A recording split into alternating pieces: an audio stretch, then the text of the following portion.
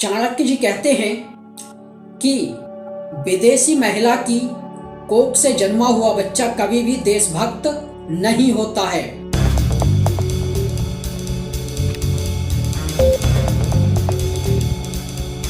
सबसे पहले आप सभी को नमस्ते, जय श्री राम, जय श्री कृष्ण। मैं हूँ राकेश कुमार चंद्रवंशी, वैश्यवर्ण भुर्जी समाज से आपका अपने चंद्राजी यूट्यूब चैनल पर आप सभी का स्वागत करता हूँ।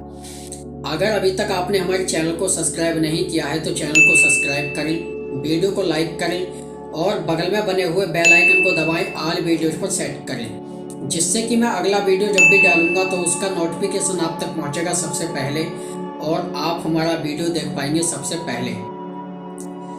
आज हम बात करने वाले हैं जो राजा दशरथ का मंत्री था उसका क्या नाम था, जो राजा दशरथ का मंत्रिमंडल था वह सब क्या था। जैसा कि आज के समय में हम सुनते हैं कि अनेक तरह के मंत्री होते हैं, तो यह कोई आज की प्रक्रिया नहीं है कि इतने सारे मंत्री होते हैं। जैसे कि कोई जो क्राइम मंत्री होता है, कोई विदेश मंत्री होता है, कोई रक्षा मंत्री होता है, तो होते हैं, ये सारे के सारे मंत्री होते हैं। तो आपको ये समझने लगे कि यह प्रक्रिया आज की है, तो यह प्रक्रिया आज की नहीं है, यह बहुत काल से चली आ रही है।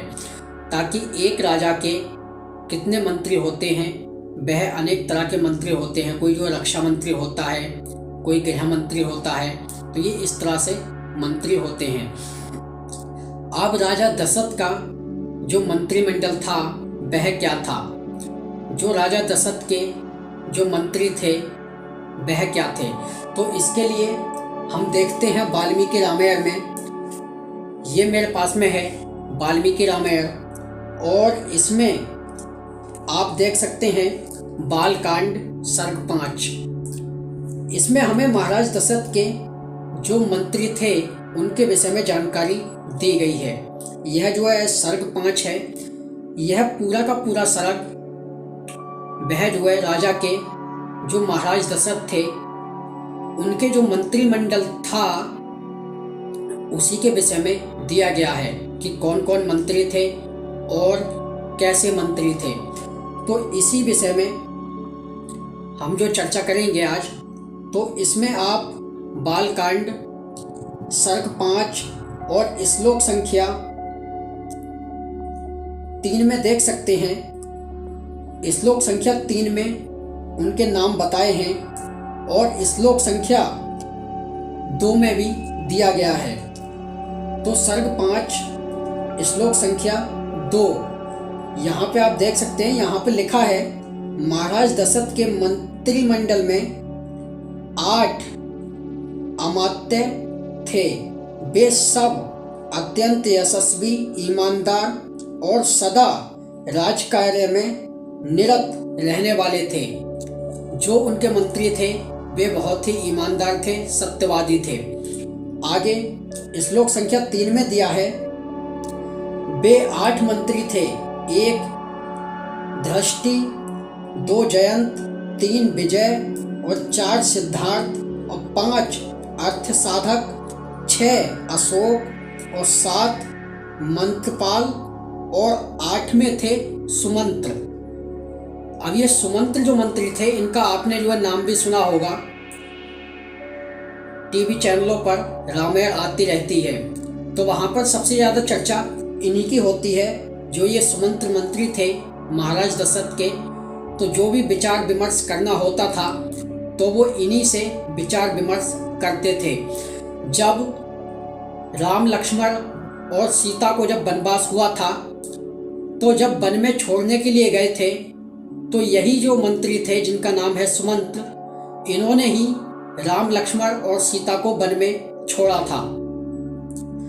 आगे श्लोक संख्या 4 में लिखा है, इसके अतिरिक्त यानी इन मंत्रियों के अलावा भी इसके अतिरिक्त ऋषि श्रेष्ठ वशिष्ठ और वामदेव 2 प्रधान और ऋत्विज तथा कुछ और ऋषि भी मंत्री के रूप में थे।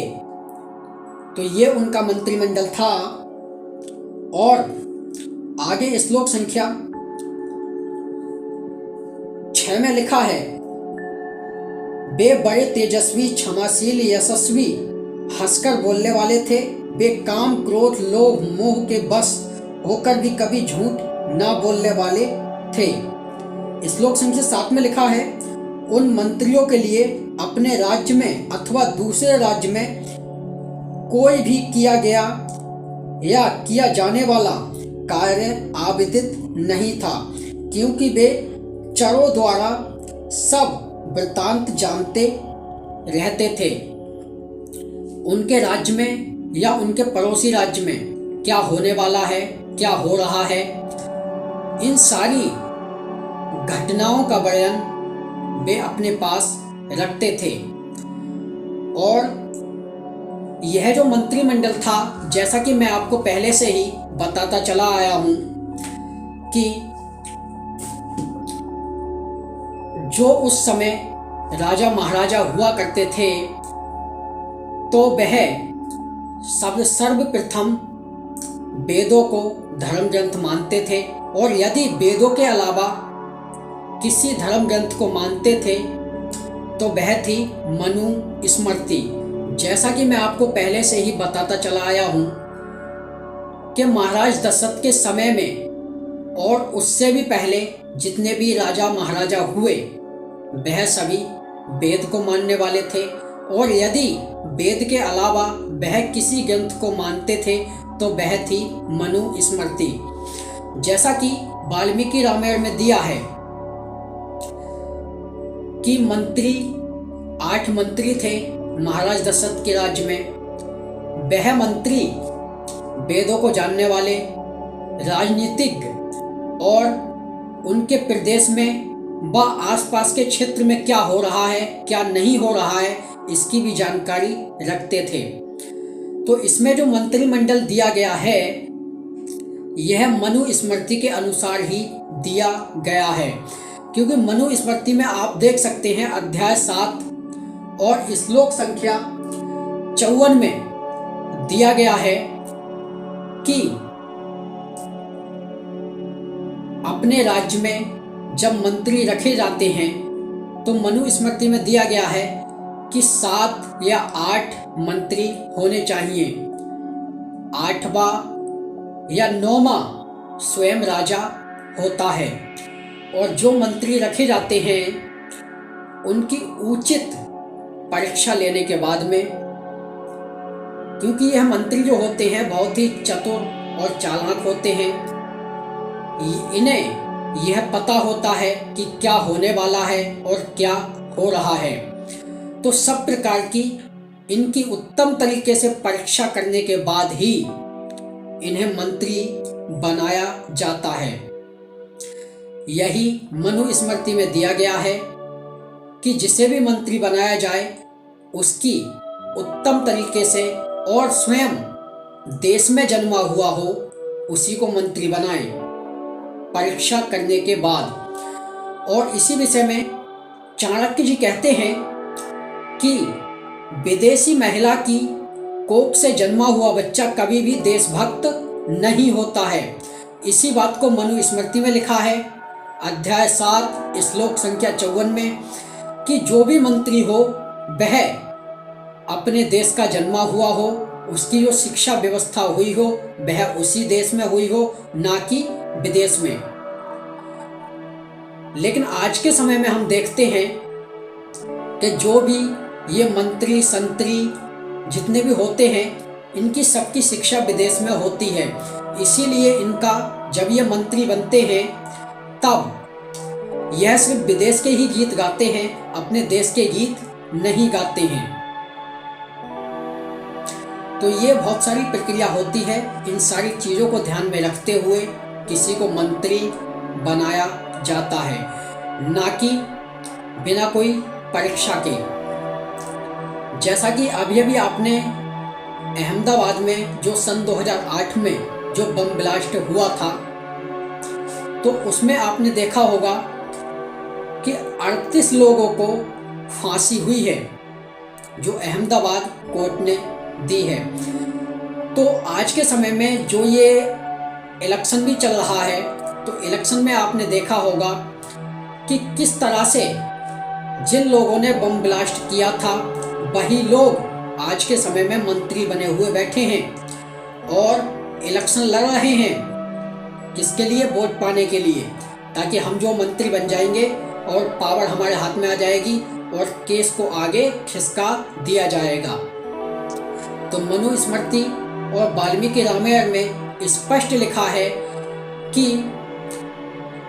जब किसी को मंत्री बनाया जाए तो उसकी उचित और अच्छी तरीके से परीक्षा होनी चाहिए और वह उसी देश का जन्मा हुआ होना चाहिए, ना कि विदेश का। और इसी में चाणक्य जी भी कहते हैं कि विदेशी महिला की कोख से जन्मा हुआ बच्चा कभी भी देशभक्त नहीं होता है। आप मेरे इशारे को समझ चुके होंगे कि मैं क्या कहना चाहता हूँ। तो अब आप समझ गए कि राजा दशरथ का जो मंत्री था उसका क्या नाम था और राजा दशरथ का जो मंत्रिमंडल था वह क्या था। राजा दशरथ का जो मंत्रिमंडल था, जो राजा दशरथ के मंत्री थे, वह मंत्री ऐसे थे कि अगर उनके बेटे ने या उनके पुत्र ने, पुत्री ने, किसी ने भी कोई भी गलत कार्य कर दिया है तो वह उसे सजा देने वाले थे, ना कि बचाने वाले। जैसा कि आज के समय में हम देखते हैं कि किसी भी पार्टी का आदमी कोई गलत कार्य कर देता है तो स्वयं पार्टी उसे अपने पास रख लेती है और बचाती है और आगे आने वाले इलेक्शन में उसे खड़ा भी करती है।